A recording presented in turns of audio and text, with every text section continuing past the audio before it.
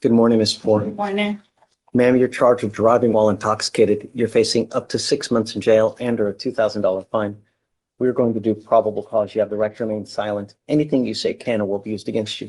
You have the right to have an attorney present. If you cannot afford one, one will be appointed to you, ma'am. I apologize. What's the last name, Your Honor? P-O-U-R. Okay. On March 2nd, 2025, the officer was dispatched to an accident on the 4500 block of Southwest Freeway, and the defendant was passed out in the passenger seat of a tow truck. The officer noticed that her eyes were low, her speech was slurred, and her breath smelled like alcohol. Also urinated on herself. The defendant stated she had one drink and was coming from a club, and the defendant showed lethargic behavior, and the defendant confirmed that she was the driver and that no one was with her. Standard field sobriety tests were administered, HGN 6 out of 6, walk and turn 6 out of 8, one leg stand 3 out of 4. The defendant consented to breath, and the results were 0.128 and 0.118. Where was she driving? What was she doing? All I know is that she's sitting in a passenger seat of a tow truck. How did she get there? What happened? Was there an accident? Who is writing these reports nowadays? I mean, Yes, Judge. And the statement made statements stating that she confirmed that this was her vehicle and she drove it to the crime scene. The defendant confirmed that she was with only her and no one else was with her.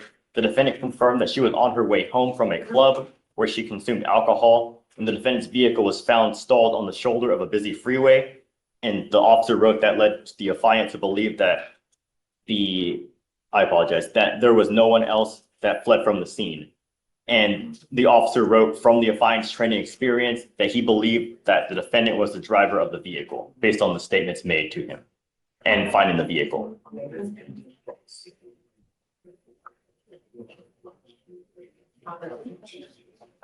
did anyone see her drive? Did the tow truck driver see her drive? How long did she drive? When did she drive? We don't have that information. So it says that there was, Deputy DuPont was dispatched to a one-car minor accident and the vehicle was leaning on its side and stuck in a muddy ditch. The defendant was passed out in the driver's seat with the key inside the ignition and the engine running. That deputy spoke of the defendant. So someone sees her in the ditch. Wait, is I think you might have a different. Oh, That's a sorry, different that was case, the right? wrong case, Judge. In this Sorry, case, sorry. she was passed out in the passenger seat of the tow truck, and there's no other information in regard to her driving besides the statement she made. So there's no one that observed it, Your Honor. And we understand. Let's do this. I'm gonna appoint your lawyer today so we can have someone take a look at the case for you. Okay? Ramona, do you mind appointing someone for Ms. Ford, please? Just do me a favor. Just take a seat for me in the jury box, will you, please? Okay, so it's a DWI Class B. Mr. Pons, please. Yes, Judge. On March 2nd, 2025, the officer was dispatched to an accident call on the 4500 block of Southwest Freeway. The defendant was passed out in the passenger seat of a tow truck, and the officer noticed that her eyes were low, her speech was slurred, her breath smelled like alcohol, and she had urinated on herself. The defendant stated she had one drink and was coming from a club. The defendant showed lethargic behavior, and the defendant confirmed that she was the driver and that no one was with her. Standard field sobriety tests were administered, HGN 6 out of 6, walk and turn 6 out of 8, one leg stand 3 out of 4. The defendant consented to breath, and the results were 0.128 and 0.118. And We have her in the passenger seat of a tow truck. Right, so her statement alone isn't sufficient. That's all they have about her driving. Your Honor, in the complete OR, there's further statements that kind of clarify the time period that when this happened. The officer stated that at 7:20 a.m., that's when he was dispatched to the accident call, and he arrived at 7:21. And the defendant stated that she was on scene and she was coming from her residence from a bar called Good Mood that she had arrived at 3 a.m. And the defendant stated she had the one mixed drink only and left Mood Lounge at 5 a.m. when she proceeded to head home. And the officer found the vehicle on the right shoulder stalled with the front passenger tire blown out. So the encounter with the defendant took place 2 hours after when she left the bar. But none of that same, well, go ahead. Calm down, Chief. So do we have an officer that actually sees her in the car in the ditch? No, Your Honor, the car is just found in the ditch with the tire blown out, and the only thing the officers have to put her in the vehicle is her statement saying she drove and when she left the bar. Well, that's it then. If that's the only thing they have, no PC. Why? Judge, Their statement alone can't be sufficient evidence. They need corroboration. and the corroboration we have is that when the officers arrived, there was nobody else on the scene. There was a crowded freeway. There was nobody else who could have gone to the accident or left the accident because they were on a highway with traffic and there were no other people around. One, I don't see that the officer said any of that. Two, that's still not gonna corroborate that she was driving. Why are you saying that the statement, her statement in and of itself is insufficient? That's a rule. I can give you a case if you want. Yeah, Okay. yeah. I do. Okay, well, give So- me time. Yeah. And I'm willing to, if you want, maybe like we can revisit on Monday Okay.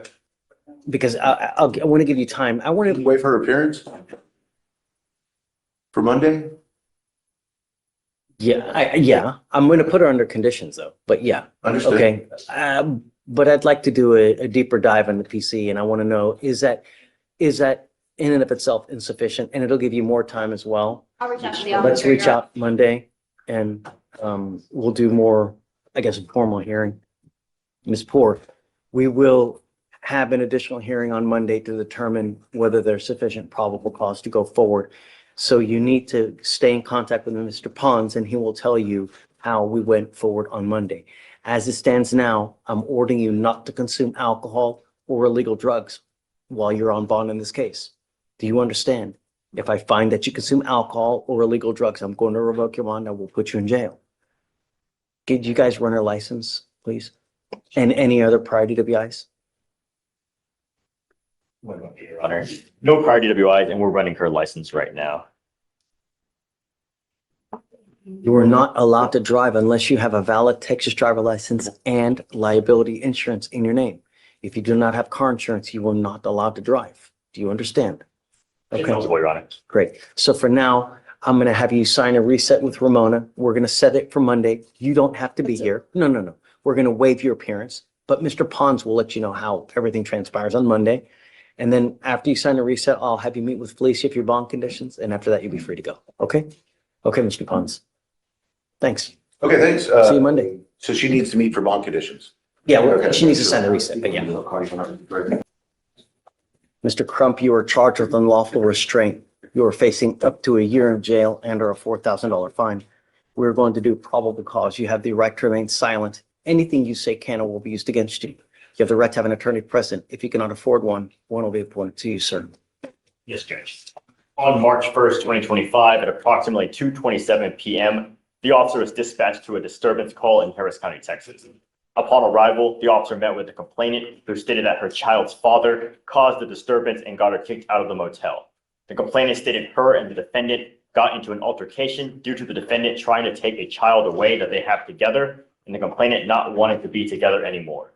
The complainant was attempting to leave the room when the defendant began sitting against the door, preventing her from leaving. The complainant stated she grabbed the defendant by his hair and started striking him with a closed fist because she was in fear for her safety due to a previous offense report from Harris County Sheriff's Office. The defendant called his brother, and the defendant's brother entered the room and started recording the incident, and the defendant was trying to leave with the child, and the complainant attempted to get him away from the defendant. The complainant was unsuccessful, and the child bumped his head on the door, and the complainant stated she knew the defendant by name, age, and sight. The officer was able to locate the defendant's driver's license and positively identified the defendant. Another call for service to original location. Upon arrival, the officers met with the defendant, who stated he was assaulted by the complainant. The defendant stated they were having a conversation in the restroom of a hotel and that he was standing in the doorway when all of a sudden the complainant became belligerent and started cursing him, telling him to leave. The defendant stated he was punched in the face and suffered a busted lip, and the defendant stated his brother was called to mediate and be a witness. Then the complainant began cursing at the brother. The defendant stated the complainant grabbed the child by one arm and threw him on the bed like a rag doll.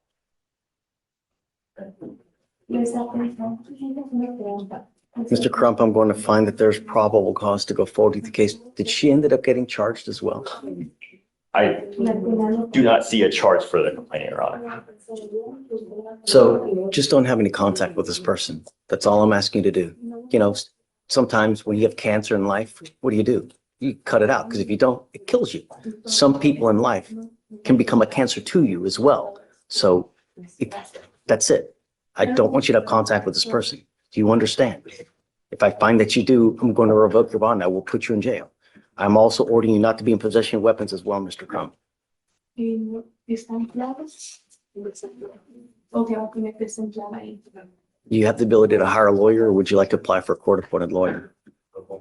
Okay, I'll have you fill out an application. I'll take a look at it. I'm gonna have you sign a receipt with Ramona. After that, I'll have you take a seat in the jury box. Do not leave until you sign our bond conditions. Do you understand? Okay, come on. So can you file no contact and no weapons? Yes, Judge. Tyler, A couple quick things I forgot. okay, On the two clients I approached on earlier, I didn't ask you to sign the blood discovery orders. I've had. I'll put them in. I'll sign everything for you. Okay, I don't need one to show from you. Is it the standard one or is it? Standard? Okay, Okay. so some of the stuff that they've seen already. We filed it. It's in your queue. This is just a standard blood discovery. Standard blood Okay. discovery Then I'll order. sign it. You will sign them today? Yeah, of course. Okay, thank you. Absolutely. Guys, can you put it in the queue Yes, sir. for both clients? Yes, sir.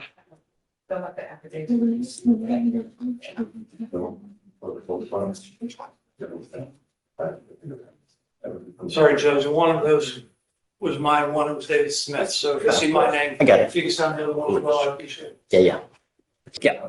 Judge, on Jamal Crump, you ordered him to have no contact with the complainant. They share a son together. Is there any way they could have a third party for visitation? Well, of course, they can always use someone else, but I don't. Come up, Mr. Crump. I know that you're upset that they filed this case. But when I mean no contact, I absolutely mean it. They're going to call this person now to let them know of the bond conditions that have been filed.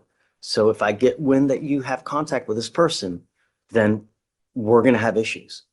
I get that you have a son and you should have, or a daughter, I don't know what it was, but you should have access because every father should have access to their child. And I want you to have access to your child, but you got to do it the right way. You know, use someone who like James is saying, a third party. Don't take it upon yourself to try to do stuff because it's going to go sideways real quick. Maybe if you have parental figures like your mom, your dad, someone that she probably likes, right? If she doesn't like your brother, that's probably not a good person to use to try to get contact with the child. So try to find someone, maybe he can also help you too. Maybe he can help facilitate as well, where she drops off the child at a McDonald's somewhere, and then you come and you get the child for a certain amount of time, and you drop the child back off at a McDonald's. But don't do stuff your own way. Are we good? Okay. Thank you, Judge. Yeah. Your iFront, is it Shake? Yes, sir. Sir, you're charged with 3 cases. You're charged with terroristic threat of a family or a household member. You were charged with assault of a family member. You were charged with interference with emergency request for assistance. All 3 of those, you're facing up to a year in jail and or a $4,000 fine. We are going to do probable cause. You have the right to remain silent. Anything you say can and will be used against you. You have the right to have an attorney present. If you cannot afford one will be appointed to you, sir. Can I say something or no? About the case, or do you have a lawyer? I was attorney, yes. I'm sorry? I was attorney and I need to discuss something, sir. You are an attorney? No. I need attorney. I need attorney. I need hair. We'll talk later. Let's do probable cause first. You have the right to remain silent. Okay, yeah. Anything you say can and will be used against you. You have the right to have an attorney present. If you cannot afford one will be appointed to you. sir. Yes, Judge. On February 23rd, 2025, in Harris County, Texas, the officers were dispatched to a threat to life call. Upon arrival, the officer met with the complainant, who stated that the defendant is her husband. The complainant stated that the defendant and her got into an argument and that the defendant stated, "I'm not afraid of the police. I will grab that knife and cut your throat." The complainant then stated that the defendant had on November 16th, 2024, assaulted her. The complainant stated that the defendant grabbed her by the top of her dress, causing scratch marks, and punched her in the chest, causing bruising. The complainant stated that she attempted to call 911, but the defendant ended the call. Sorry, patience. The terroristic threat was I'm going to grab a knife and cut. Your throat, Your Honor. Okay. Mr. Sheikh, I'm going to find that there's sufficient probable cause to go forward with your case. Do you have the ability to hire a lawyer? So this also is item, whatever money I have. I'm not gonna, listen, you have the right to remain silent. Exercise that right. Anything that you say, they're going to try to use it against you to prove guilt.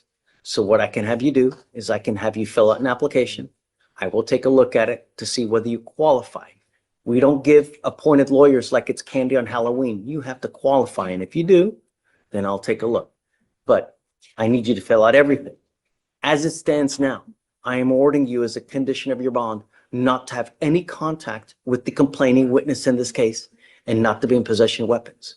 You are not to go within 200 feet of where this person lives or where this person works. Do you understand? Jamal Crump? Do you see whether a order for protection has been entered in this case? Guys, Let me see. And Judge, the DVD prosecutor is on the phone. Oh. There he is. that's Yes, Judge, I was able to make contact with her. I'm not sure what the discussions were beforehand, but we're gonna be asking for no contact with to keep the whatever the residency restriction is in place right now. she does not want to have contact with her. Okay. And I don't see a protective order in place. On the AFM, there. Is there one in the AFM? Yeah. But I'm going to also do one on the Terroristic terroristic threat. Yes, Judge. I want you to understand something and take me seriously when I say this, that when I mean no contact, I absolutely mean no contact. I don't care what's going on in your life. I don't care that you need clothes. I don't care that there's a child involved. I don't care that you need to go get the car, whatever it may be. No means no. And if you violate these court orders, the state can and probably will file a violation of a protective order against you. That is the capital murder of misdemeanors. Do you understand? I am now entering in what's called a magistrate's order for emergency protection on the terroristic threat. This is a court order that identifies the complaining witness as a protected individual. You cannot commit family violence or an assault against this person. Commit an act in furtherance of an offense under section 42.072 of the Texas Penal Code, which is the stalking statute. You cannot threaten, harass, use another person to communicate a threat or harassing behavior. You cannot go within 200 feet of where she lives or where she works. Do you understand? This is what I'm saying, that if you violate this order, they can file additional charges against you. Now, Deputy Miranda will give you an application. I'll have you fill it out. I will take a look whether you qualify.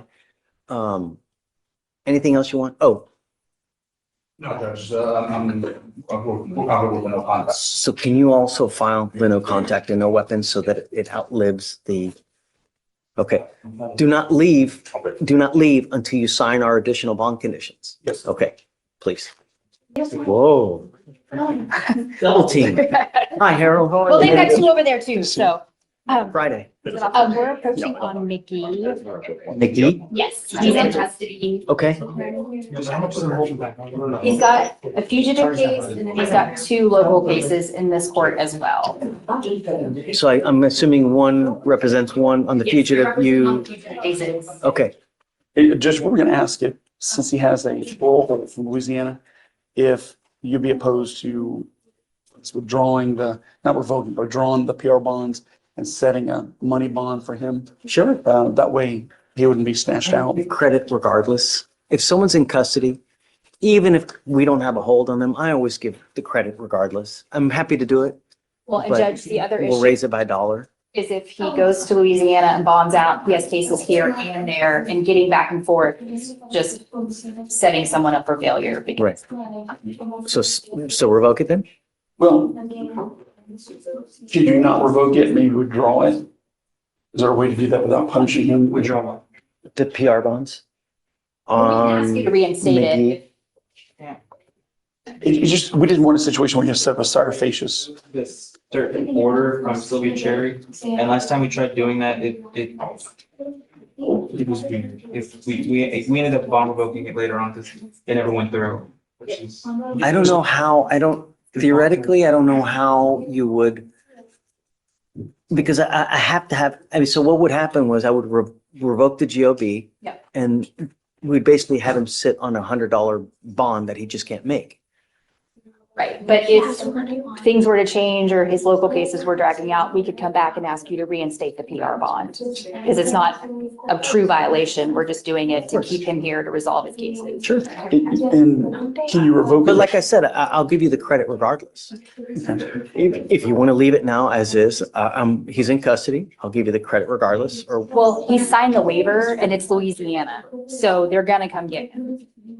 And can you, if you revoke those, Judge, can you do it in a way that we don't, they don't initiate the sour facias to go after him for the bond amount?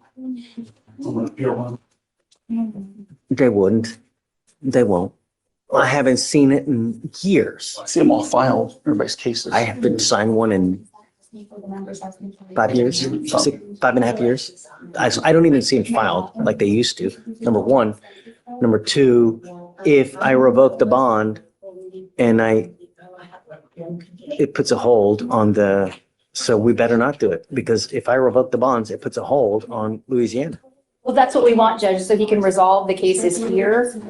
Because if he goes to. Then I have to revoke the bond, And then- because if you want to resolve these cases here first, I have to revoke the bond, because Louisiana is going to come and get him if there's no holds. You know what, and he's here because he's arrested, that's right, because Yeah. as long as you're rearrested within 6 months, then extinguishes the, So if you guys don't want him to get took, I have to revoke the bond. that's fine. And I can just raise it by $1. And then once you resolve it, we can reinstate it. And then that way Louisiana can come and get him. Sure. Because I'm telling you, Louisiana comes once, twice a week. So he'll probably be gone by Tuesday if I leave it like this. How long's it been on? Have the cases here, all the cases there. Hmm? If Louisiana comes to get him on Tuesday, which they very well might, he'll have the cases there to deal with, the cases here. And if he's going back and forth, that's just asking The to. problem, the other issue is this, is that okay, a lot of times you will say, hey, guys, you got to stay in contact with me, right? And then they don't. We end up revoking the bond here because he's in custody over there and he can't get a hold of you, right? So it's a complete mess. So you're really much better off resolving these cases now so that when he goes back to Louisiana, there's nothing here. Right. Because invariably what always happens is we end up putting a hold here and then this reverse situation happens over there. Why don't we revoke it? I mean, it's only a trespass and evading, right? What is it, capital case? No, no, that's fine. capital trespass? That'd be fine. And then to just stay here till we work them out. And we're working on how to work it out, which will make sure it's I not mean, gonna hurt. I'm not sure. It's not going to take forever, right? I would hope not, but I'm sorry, but Do you have an offer on these cases from this We meeting? don't, it just came in yesterday, Right. but I I know. can do my best Reasonable with yeah, them too. our only hesitation is that she has to put on an offer before we have a accurate summary of what's going on, but it looks like the videos did come in, so I'll take a look, see if we can get something on. Can you go ahead and share it to them so they can get access to it? Okay. So, so 101? Is that okay? That's fine. Okay, so do you mind? Okay, and then just let me know once you get, I'll go however you want to go. Just let me know. Okay. Yeah, okay. Thanks, guys. Sure. Thanks, Counselor.